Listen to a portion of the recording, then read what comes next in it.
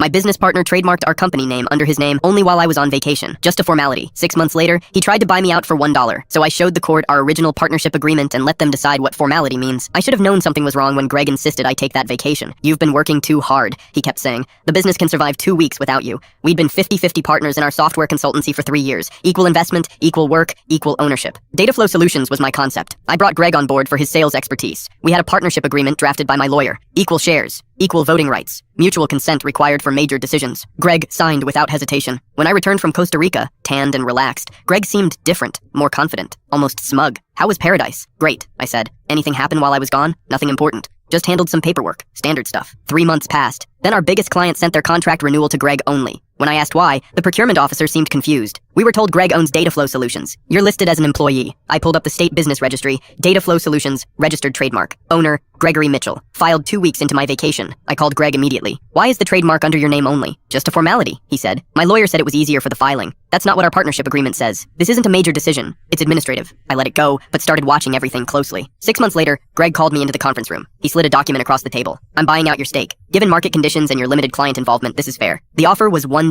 You're offering me $1 for half a company generating $1.2 million annually? Check the trademark registration, he said coldly. I own Dataflow Solutions. You're operating under my intellectual property. You should be grateful I'm offering anything. I stood up slowly. I'll see you in court. 2 weeks later, we sat in front of a judge. Greg's attorney presented the trademark registration, arguing I was merely a contractor who'd been allowed to call myself a partner as a courtesy. They had emails, carefully crafted over months, referring to my projects and Greg's company. Then my lawyer stood up. Your Honor, I'd like to submit the original partnership agreement, dated 14 months before the trademark filing, notarized, clearly stating equal ownership of Dataflow Solutions and all associated intellectual property. Furthermore, Clause 7 specifically requires mutual written consent for any trademark or IP registration. The judge read it carefully. Mr. Mitchell, were you aware of this agreement when you filed the trademark? Greg's lawyer jumped in. My client believed the trademark filing was separate from operational partnership. The judge cut him off. The agreement explicitly mentions intellectual property. This appears to be a direct violation. But, Your Honor, trademark law, the judge raised his hand. I'm less concerned with trademark technicalities than I am with deliberate circumvention of a legal partnership agreement. The ruling took 3 weeks. The judge voided Greg's trademark registration, ordered the company dissolved, and mandated a full asset split. But the real punishment came from our clients. Word spread fast in our industry. The healthcare network pulled their contract entirely. 2 other major clients followed, citing ethical concerns about partnering with someone who tried to steal from his own partner. Greg's reputation was destroyed. He tried launching a competing firm, but nobody would work with him.